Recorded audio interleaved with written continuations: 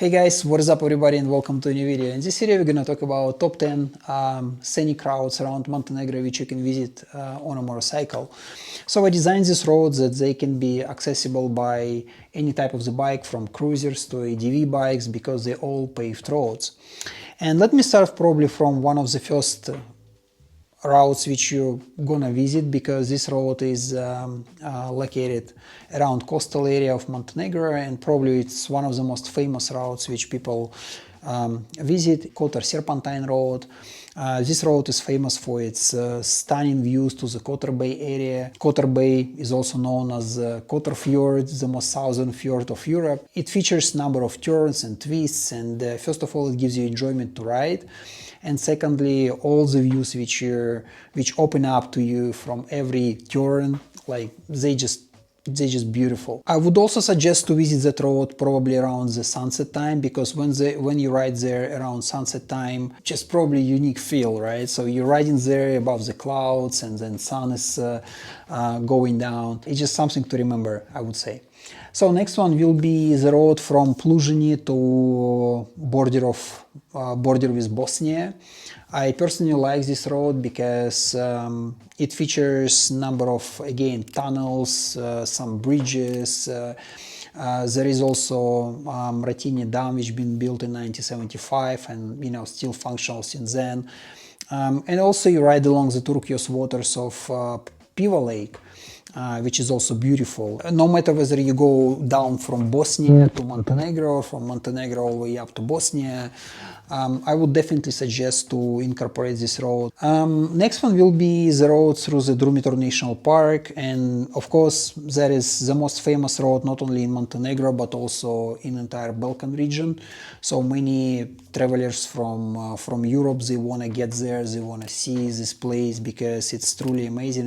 It's hard to explain until you see it, right? So it's better to see it, it's better to experience that place. And I would always say that if you're gonna cross Durmitor National Park from Pluzine all the way up to Zabljak, just don't rush. Maybe even take a lunch box with you, and then when you're in the middle of the park, stop there, take a minute, maybe have your lunch, have your drink, maybe do coffee, and just enjoy, because it is gonna be silent. It's gonna be what you see in terms of mountains. That's probably what you're not gonna see anywhere else. It's like unique, like structure of those mountains and landscape of those mountains. It gives you some kind of feel that you're somewhere out of this world. So that's what I like about Durmitor National Park.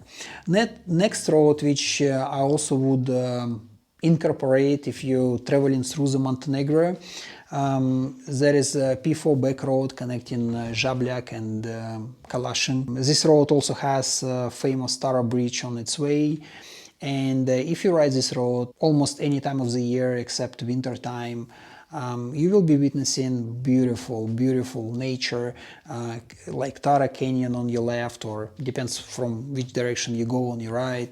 It has a number of twists and turns as well, and also tunnels. And the thing is, that road is not busy.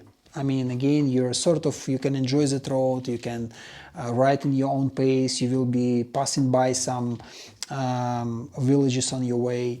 The only thing which to consider is that sometimes this road has ongoing construction works and it can be blocked. Try to do your research or reach out to me and literally ask, is it open? Can we go? Next one will be E65 road, which I personally like. It connects Kolasin and Podgorica, which is the capital of Montenegro. Back in the day it was like main road people ride or drive. These days there is newly built highway, so most traffic goes there, which makes old road great because it's not busy with the traffic. It has beautiful views, bridges, tunnels. You ride along the canyons, and those canyons feature turquoise waters. And also on your way you have like small Montenegrin villages. So like all that combination of things which kind of give you glimpse of what Montenegro is. Skadar Lake road, and that road you can split into two parts. One is connecting Rijeka Crnajevice and Virpasar, and another one connecting Virpasar and the bar. So Virpasar, back in the day, it is a trade town which connects Montenegro and Albania, and from there you have small boats going and do trade between those two countries. Nowadays it's purely tourist attraction, but the thing is, from there it's kind of like central point. So from there you can cover one part of Skadar Lake, which is beautiful and also goes through the small Montenegrin villages, and on the other side you have pure wild nature. When you ride that road, you have stunning views to the Skadar Lake, and on the other side of the lake you see Albania. Another road which you can take from there, actually a road connecting Virpasar and one of the coastal towns called Petrovac.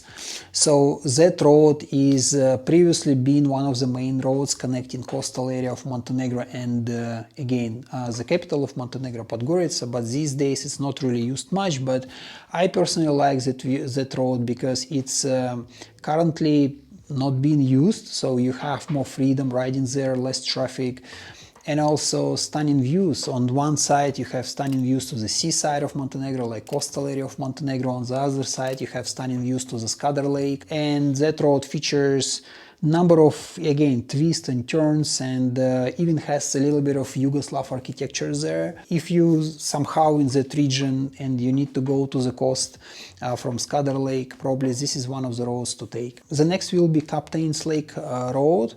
So you can take this road from Nikšić to Captain's Lake. That's going to be a paved part of the road, and it's been recently repaved, so like any type of motorcycle can go there. I personally like this road for, again, not many people being there. I like it for the nature which it can offer. It just like somehow you get there and you just like surrounded by those like big mountains and like rocky mountains in some fashion. People who like hiking, they will find plenty of hiking passes around that lake. If you just want to camp, you can camp there. Unfortunately, there is not that many options in terms of accommodation, but there is a campsite. So if you're okay camping, you can camp there. But if you don't want to camp and you're looking for more comfortable experience, so in this case, you can just visit that place for a couple of hours and then continue riding all the way down to the coast or to the capital of Montenegro. Another one is not far from the capital of Montenegro. It's called Korita Circle. And that road is again goes through like small Montenegrin villages. It is only maybe 40 kilometers loop, so it's gonna take you maybe 1 hour, maybe hour and a half, depends on your riding style. But it features kind of nice views. You have landscapes which open up to you on every turn, and also you can actually be on the border with Albania, so you can literally see the Albania from there. I would not say it's like must-visit road, but it's one of the roads which beautiful, and if you have another hour to ride, just why not to do that. And the last but not the least place to visit or ride is the circle around Kotor Bay. So you can start here in Tivat, you can go around the bay, and then you come back to Tivat using ferry. On your way you will be see number of Venetian style cities and villages, and one of those which you must visit are Kotor and probably Perast.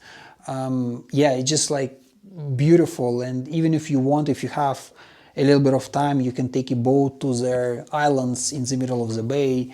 That would be nice addition to your vacation, or even just a few days stay around Montenegro area. So guys, thank you very much for watching. I think that's all for today, and if you have any questions or comments, leave them down below, and I'll see you in the next one. Cheers!